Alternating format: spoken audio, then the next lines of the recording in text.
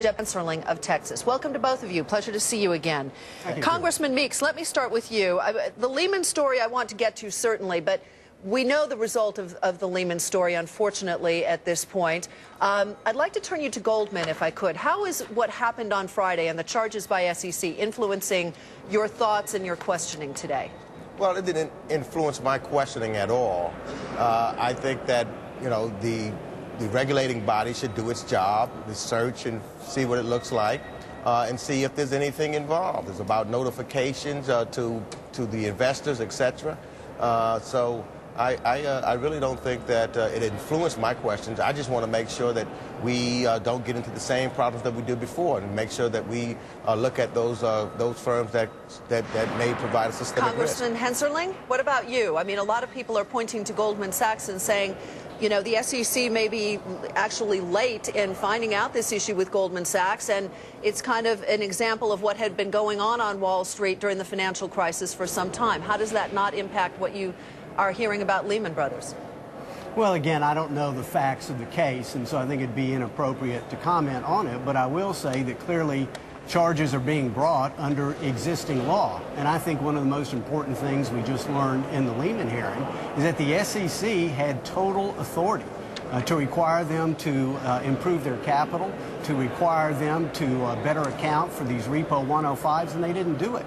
And so the whole reason that we have this legislation before us, we were told that they lacked regulatory authority. They may have lacked regulatory competence, maybe they lacked regulatory courage, maybe they just made mistakes, but they didn't lack the regulatory authority. And what we're not dealing with is the root cause, and that is federal policies that created a housing bubble. Congressman Meeks, we want this FinReg, I guess, to get rid of too big to fail, and we want banks to be allowed to fail, yet you're at the Lehman hearing where letting Lehman fail did terrible things to the world economy. Yeah, well, I think, first of all, let me just say this in response to my colleague. Number one, of course, at that time, Chairman Cox and we had a conservative president that put them in charge at that time, and they have stated in a letter that they submitted to the hearing that they didn't believe that they had enough power during that particular time. And also we know that the budget that the SEC had at that time was severely cut. And so I think all of that played into it also.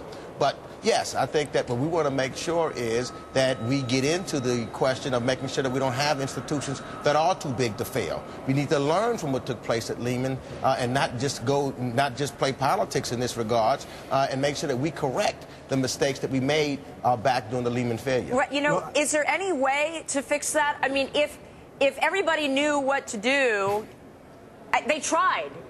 We were all here that weekend for Lehman Brothers. They tried to unwind all those derivatives, even if they had all the authority. Did they have enough time? Is it possible for you guys to write any laws that could actually handle that cataclysmic weekend? Well, I think that's a very good point, and that is there is no one single perfect arbiter of what is the proper amount of risk. I don't necessarily agree with the supposition that somehow the Lehman failure brought the economy to its knees. I think instead it was Washington policymakers being inconsistent. You save Bear, you don't save Lehman, you save AIG. Total confusion within the marketplace. And again, you never would have had this housing bubble with the exception of Fannie and Freddie, their affordable housing mission where they had to go out and buy all this junk.